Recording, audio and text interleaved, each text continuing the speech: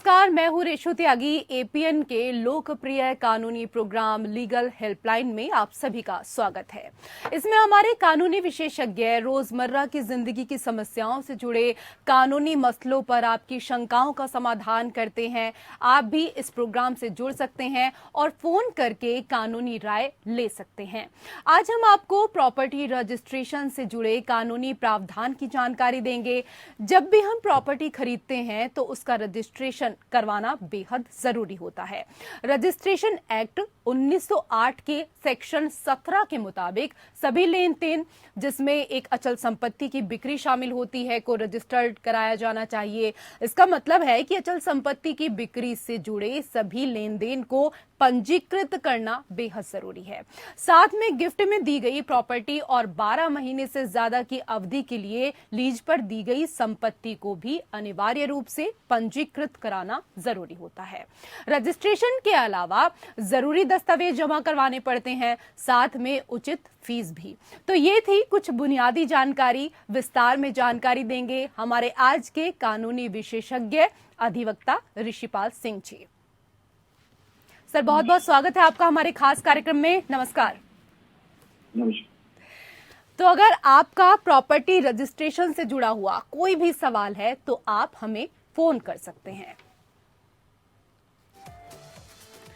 तो लगातार आपकी टीवी स्क्रीन पर जो नंबर चल रहे हैं उन नंबर पर आप कॉल करें।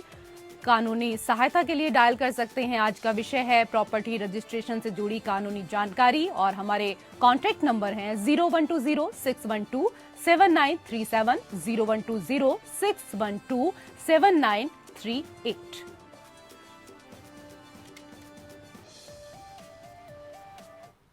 और सीधा हम रुक करेंगे ऋषिपाल जी का और इस विषय को यहाँ पर समझने की कोशिश भी करेंगे। सर, सबसे पहला सवाल मेरा आपसे यहाँ पर यही है कि संपत्ति पंजीकरण क्यों करवाया जाता है?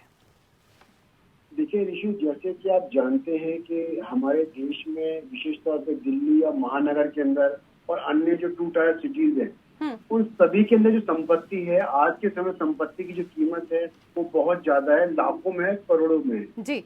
तो ऐसी स्थिति में जो अचल संपत्ति है जो कि अधिकार को बनाती है और किसी दूसरे का दायित्व निर्धारण करती है, तो ऐसी स्थिति में जहाँ पर बात लाखों और करोड़ों रुपए की आती है, तो ऐसी स्थिति में उसके लेन देन को पंजीकृत न केवल कानूनी रूप से अनिवार्य कराना जरूरी है, बल्कि हम सामाजिक रूप से और हम फाइनेंशियल रूप से भी देखें तो ऐसी चीजों को फ्रॉड से बचने के लिए, परेशानी से बचने के लिए, अधिकारों को सुरक्षित करने के लिए, उसके अलावा अधिकारों को लिमिट करने के लिए, आगे की संपत्ति का अधिकार लेने के लिए और ये किराए की संपत्ति देने के लिए, तो ऐसी स्थिति में जहां पर किसी संपत्ति पर उसको इस्तेमाल करने का अधिकार पैदा होता है तो उसको पंजीकृत कराना जरूरी हो जाता है। क्योंकि अगर दूसरी पार्टी, जैसे पहले आपको बताया कि लाखों या करोड़ों रुपए की संपत्ति है और कोई दूसरी पार्टी को उस पर अधिकार जमाने की कोशिश करती है या दावा करती है, तो ऐसी स्थिति में उस दावे से या झूठे दावे से बचने के लिए संपत्ति का रजिस्ट्रेशन अपने आप में अनिवार्य हो जाता है। क्योंकि जिससे कि होने वाले जो संपत्ति के विवाद हैं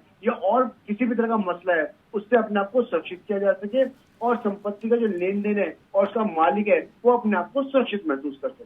जी, अभी सर आपने यहाँ पर पंजीकरण को लेकर बात की है कि पंजीकरण जो है वो बहुत ज्यादा अनिवार्य है संपत्ति अगर हम खरीद रहे हैं तो इसके लिए हमने कई बार यहाँ पर स्टैम्प ड्यूटी के बारे में सुना है, उसको भी हमारे दर्शकों को विस्तार से बताएं। देखिए, जो स्टैम्प ड्यूटी होती है, जो पंजीकृत वो जो एक दस्तावेज होता है उसके ऊपर जो स्टैम्प लगती है वो हर राज्य के हिसाब से अलग अलग स्टैम्प ड्यूटी होती है। भारत जो दिल्ली शहर है, दिल्ली जो राज्य है उसके अंदर स्टैम्प ड्यूटी अलग होगी, हरियाणा में अलग होगी। तो इस तरीके से राज्य जो होता है अपने जो विकास कार्य करने के लिए जो संपत्ति का जब स्थानांतरण होता है तो उसके ऊपर एक स्टैम्प ड्यूटी लेता है। और ये स्टैम्प ड्यूटी जो होती है ये भी क्या होती है, अलग अलग तरीके से होती है। जैसे मान लीजिए किसी महिला के नाम पर अगर कोई संपत्ति होगी तो स्टैम्प ड्यूटी कम होगी, पुरुष के नाम पे संपत्ति होगी तो स्टैम्प ड्यूटी की परसेंटेज ज्यादा होगी, दोनों के नाम पे संपत्ति होगी तो उसमें और छूट मिलेगी। तो इस तरह से अगर महिला सशक्तिकरण को बढ़ाने के लिए तो जो स्टैम्प ड्यूटी में छूट दिया, तो स्टैम्प ड्यूटी अपने आप में वो ड्यूटी है या एक तरह का वो राजस्व है जो राज्य अपने विकास के लिए जब भी प्रॉपर्टी का स्थानांतरण होता है, पंजीकरण होता है, तो वो खरीदार से वसूल करती है। जी, हमारे साथ फिलहाल एक दर्शक जुड़ गए हैं, शिशिर दुबे हैं नागपुर से। शिशिर जी, पूछिए अपना सवाल। सर नमस्कार, मैं शिशिर दुबे बोल रहा हूँ। एक प्लॉट हमने परचेज किया था और उसका हमने बैंक के थ्रू लैंड ओनर को पेमेंट किया था, लेकिन उस प्लॉट को लैंड ओनर ने किसी और के नाम पर रजिस्टर कर लिया एक्स्ट्रा अमाउंट लेके। पेमेंट हमने किया था और उस प्लॉट का रजिस्ट्रेशन लैंड ओनर ने किसी और के नाम पे कर दिया। जी जी जी। तो उस विषय में हम के लिए क्या सलाह है सर, बताइए।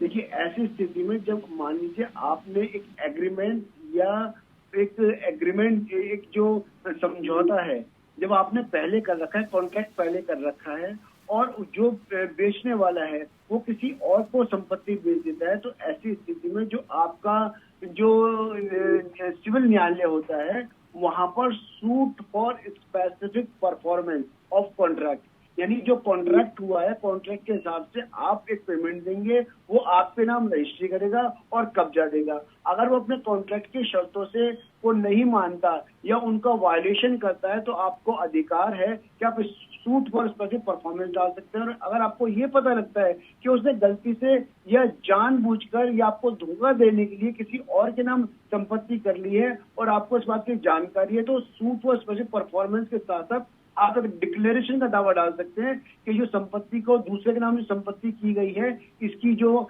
इसकी सेल डीड है वो डिक्लेयर की जाए या कुछ या कैंसिलेशन की आप डाल सकते हैं। और इस स्थिति के अंदर आप उस प्रॉपर्टी के पास स्टे भी ले सकते हैं और जिस पार्टी के नाम वो प्रॉपर्टी की गई है उसको भी आपको पार्टी बनाना पड़ेगा। तो ऐसी स्थिति में आप अपने हित को सुरक्षित कर सकते हैं और जो आपने पेमेंट दी है आप उस पेमेंट का जो अगर आपके टर्म्स एंड कंडीशन में डबल का आपका है तो आप डबल ले सकते हैं। और अगर आपको ये है हक है कि आप उस पर लिखत करा सकते हैं, तो ना केवल आपको लिखत का अधिकार मिलेगा बल्कि जिसके नाम अगर लिखत कर भी जिसके नाम रजिस्ट्रेशन कर भी दिया गया है उसके रजिस्ट्रेशन को जो है कोर्ट ये भी आदेश करेगा कि उसके रजिस्ट्रेशन कैंसिल किया जा सके और जिसने आपको संपत्ति बेची है वो आपके नाम रजिस्ट्री करे। शिशिर जी, और कोई सवाल आपका?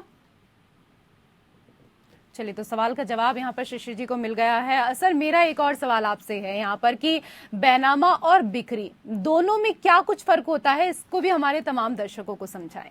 देखिए, बैनामा जो है अगर उसको हम एक तरह से जो सामान्य लोकल भाषा में जो है, एक होती है बिक्री डीड जिसको हम बोलते हैं सेल डीड, एक होता है बैनामा जिसको हम बोलते हैं एग्रीमेंट। यानी जब आप कोई व्यक्ति संपत्ति परचेज करता है और उसका आपस में जैसे मान लीजिए कोई व्यक्ति जाता है वो संपत्ति को देखता है, संपत्ति समझ में आती है, उनके बीच में पहले तय होता है कि इस संपत्ति को खरीदा जाएगा, उसका एक करार होता है, उस करार को बैनामा बोलते हैं जी। उस बैनामे के अंदर इसको हम कॉन्ट्रैक्ट बोलते हैं। वो बैनामा जो है कॉन्ट्रैक्ट है कि उस बैनामे में आप ये बताएंगे कि संपत्ति मैं खरीद रहा हूँ, एक व्यक्ति बेच रहा है, उसकी वैल्यू इतनी है, उसका अग्रिम अमाउंट इतना दिया जा रहा है और फ्यूचर में जो है एक समय के बाद उसकी जो संपत्ति है उसको उस संपत्ति को फिर वो एक समय के बाद आपके नाम लिखत करेगा।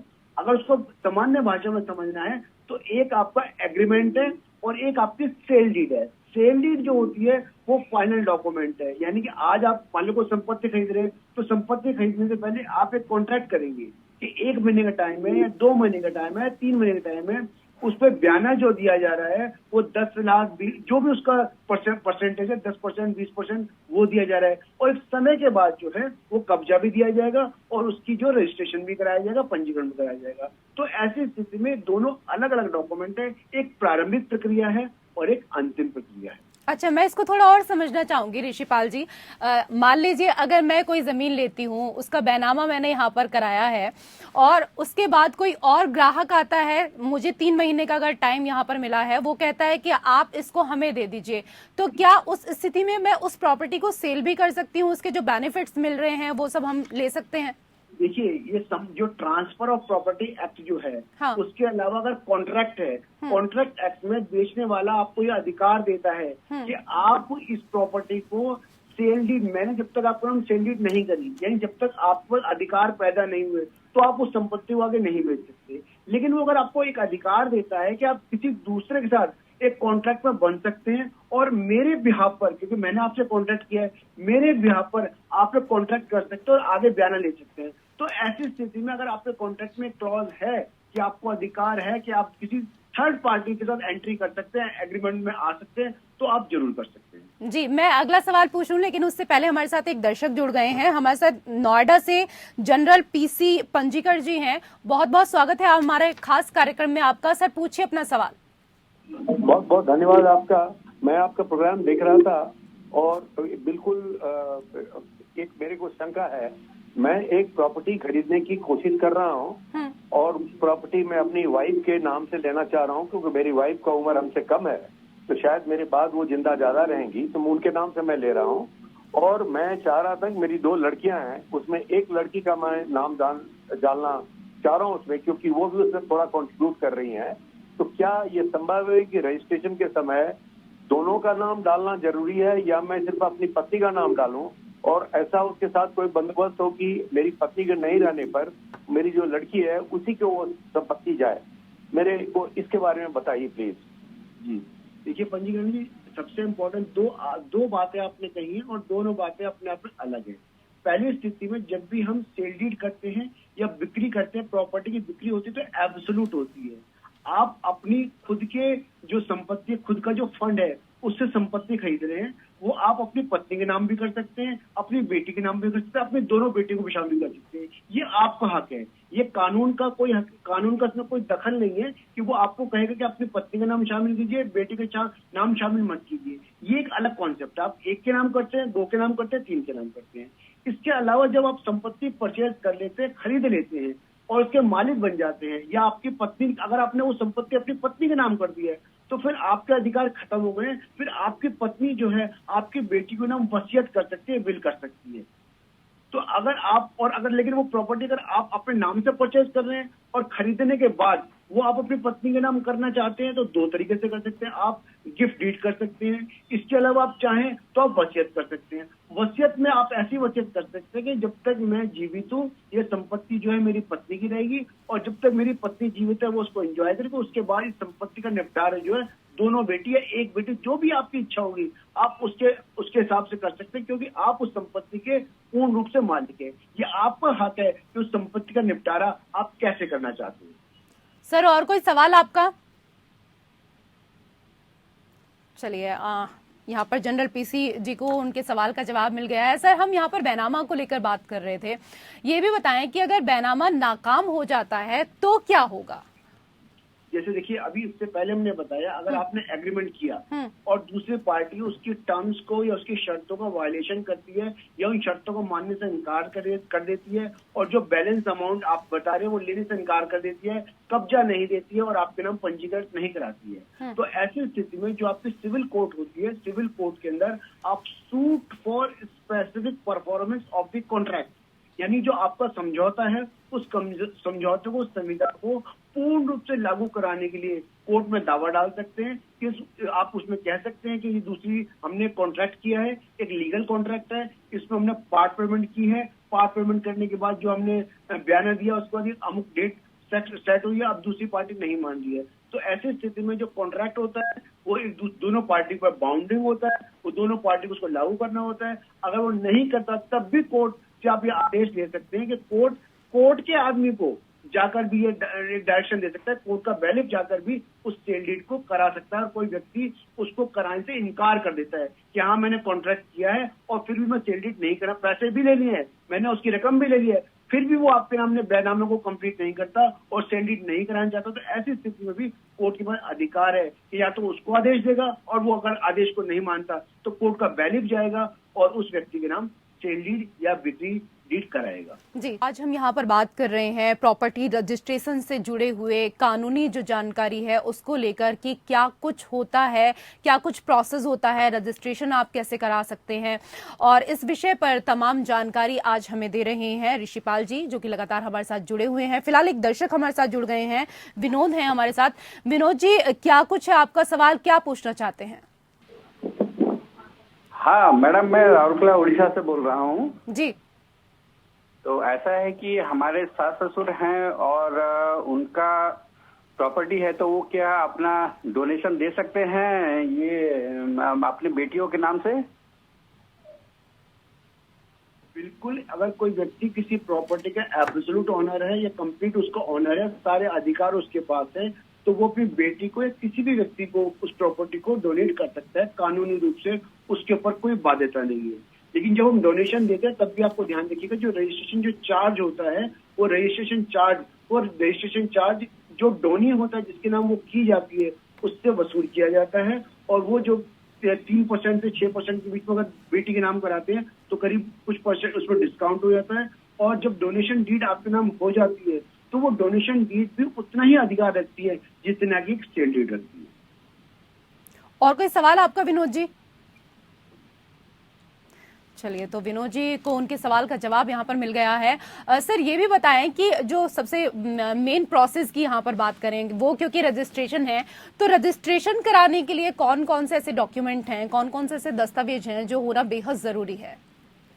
देखिए, जब भी हम प्रॉपर्टी का इशू रजिस्ट्रेशन कराने के लिए जाते हैं जी, तो हमें हमेशा इस बात के लिए सलाह दी जाती है कि अच्छा जो प्रॉपर्टी डीड राइटर हो या तो उसको हम उससे संपर्क करें या किसी एडवोकेट से संपर्क करें।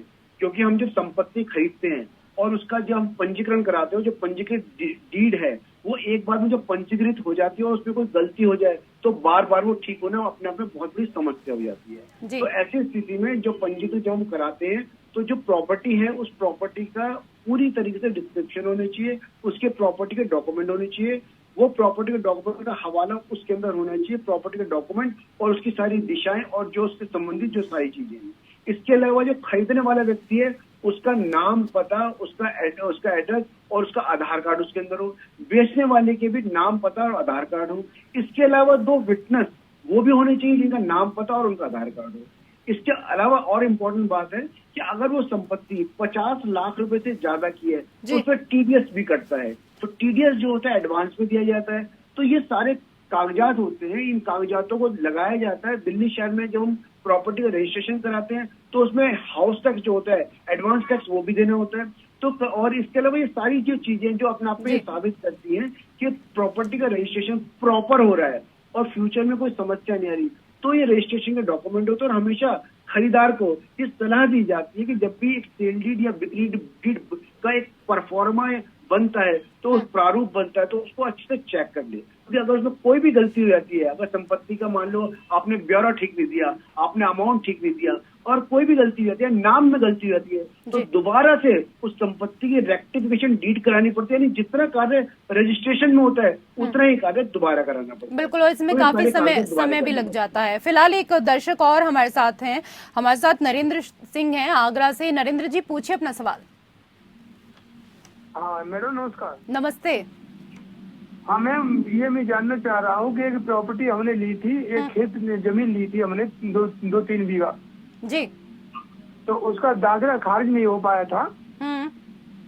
तो उसमें अब दाखिला खारिज नहीं हुआ, रिश्तेदार थे वो जान पहचान वाले, तो अब हमारा उसमें अधिकार हो सकता है कि नहीं हो सकता? देखिए, अगर आपके नाम नरेंद्र जी सेल डीड हो गई है तो आप उस सेल डीड को जो आपका पटवारी होता है उसके पास जाते हैं और एक दाखिल खारिज करने की एप्लीकेशन लगाते हैं। वो आपके सेल डीड को वेरीफाई करता है और उसको लगता है कि अगर आपकी सेल डीड ठीक है तो उसमें से जो पुराना जो दावेदार हो, पुराना जो मालिक होता है उसके नाम को खारिज कर देता है और आपके नाम को दाखिल कर देता है। यही दाखिल खारिज होता है। तो उसके अंदर जो लैंड रिकॉर्ड होता है, जैसे मान लीजिए 2 तरह की संपत्ति होती है, एक अर्बन प्रॉपर्टी होती है, एक जो खेतिहर जमीन होती है। जो खेतिहर जमीन होती है उसको दाखिल खारिज कराया जाता है, लेकिन उसके लिए भी जो सेल डीड होती है उसकी प्रॉपर कॉपी लेके आपको वहां पे एप्लीकेशन लगानी होती है। फिर पटवारी जो है, अगर आप देर भी हो गई है तो भी कोई दिक्कत नहीं, आप जाके दाखिल खारिज की एप्लीकेशन लगा सकते हैं। जी, और एक और दर्शक हमारे साथ जुड़ गए हैं दिल्ली से, शीला हमारे साथ हैं। सर, क्या कुछ सवाल है आपका? जी, सवाल करें आप अपना। हाँ, आपको आवाज मिल रही है हमारी? चलिए, लगता है कि कोई नेटवर्क इशू है। सर ये भी बताएं, क्योंकि हम यहाँ पर रजिस्ट्रेशन को लेकर बात कर रहे थे, तो जो रजिस्ट्रेशन कराया जाता है उसकी समय सीमा क्या कुछ होती है और कितनी फीस लगती है इसमें? देखिए, रजिस्ट्रेशन जो कराते हैं उसकी समय सीमा को हम वैसे आंका जाए कि रजिस्ट्रेशन का प्रोसेस में कितना टाइम लगता है, तो इस प्रोसेस को अगर मैं सामान्य तौर पर मान के चलूं तो करीब करीब मैं इसको 1 हफ्ता मान के चलता हूँ। यानी जो आपकी जो सेल डीड होती है उसका प्रारूप जो तैयार होता है वो 2 से 3 दिन में प्रारूप तैयार हो जाता है। इसके बाद जैसे आपको उसके जो सब रजिस्ट्रार या पंजीकृत अधिकारी होता है उसके पास आपको अपॉइंटमेंट, ऑनलाइन अपॉइंटमेंट होता है, वो लेना पड़ता है। वो कई बार वो निर्भर करता है कि पंजीकृत अधिकारी के पास कितना काम है। वो 1 दिन का टाइम भी दे सकता है, वो 4 दिन का टाइम भी दे सकता है। जब वो टाइम देता है आपको पंजीकरण का, तो उस समय आपको अधिकारी जो पंजीकृत अधिकारी, जो पंजीकरण का अधिकारी है, सब रजिस्ट्रार जो है, वहाँ पे आपको अपेयर होना होता है। दोनों पार्टी अपेयर होती हैं और दोनों विटनेस अपेयर होते हैं। और ऐसी स्थिति में जो आपका पंजीकरण का जो आपका डीड है वो पेश की जाती है और उस दिन वो पंजीकृत की डीड दाखिल हो जाती है। वो हो सकता है उसी दिन पंजीकृत कर दे या 1 से 2 दिन बाद उसको पूरी तरह वेरीफाई करने के बाद पंजीकृत कर दे। लेकिन एक व्यक्ति का काम जिस समय वो पेश हो जाता है, उसके अंदर जब वो सेल डीड पर साइन कर देता है और वो पंजीकृत अधिकारी के सामने पेश हो जाता है, तो खरीदार और बेचने वाले काम उस दिन खत्म हो जाता है। जी, एक और दर्शक हमारे साथ जुड़ गए हैं। हमारे साथ गाजियाबाद से जितेंद्र हैं। जितेंद्र जी, क्या है आपका सवाल, पूछिए। सर नमस्कार, मेरा सवाल ये है कि मेरी एक जमीन 20 साल से मेरे कब्जे में है और उस पर मैं खेती करता चला आया हूँ। उसके बगल की जमीन के ऊपर कुछ रिहाइश हो गई है और अब उस जमीन को जब मैं बेचने जा रहा हूँ तो उसकी मिल्कियत शहरी जमीन के हिसाब से वो वहाँ के लोकल एडमिनिस्ट्रेशन लगा रहा है। तो क्या मैं इसको वापस खेती की जमीन के हिसाब से ही उसका वैल्यूएशन करा सकता हूँ या मुझे इसको बदलना पड़ेगा? देखिए, जो आपका पूरा सिजरा है, जो पूरा खसरा है जिसके अंदर वो आप अपनी जमीन बता रहे हैं, क्या लोकल एडमिनिस्ट्रेशन ने उसको शहरी मलकियत के रूप में शामिल किया है या नहीं किया है? अगर तो उनकी जो उन्होंने कैटेगरी है, अगर उस कैटेगरी को चेंज कर दिया है तो आपको उस कैटेगरी के हिसाब से, इसको हम सर्कल रेट की कैटेगरी होते हैं, जैसे एच कैटेगरी जो होती है वो एग्रीकल्चर लैंड होता है, सबसे लास्ट वाली होती है।